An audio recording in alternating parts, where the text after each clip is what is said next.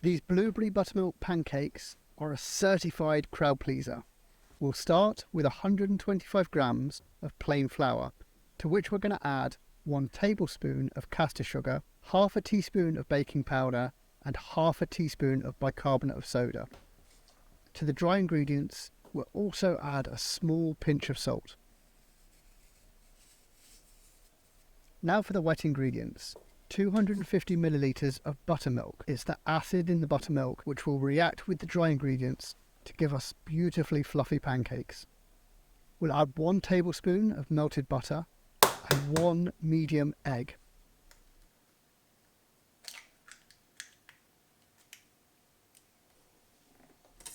When you've mixed all the wet ingredients together, you can take them and combine them with the dry ingredients,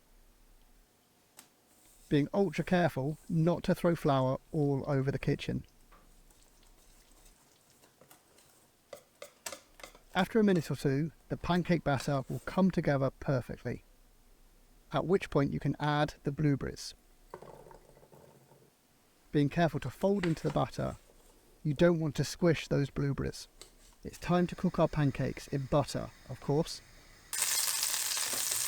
Adding a ladle of pancake mix into the skillet, making sure to get all those blueberries. After a couple of minutes, the butter calms down and it's ready to flip.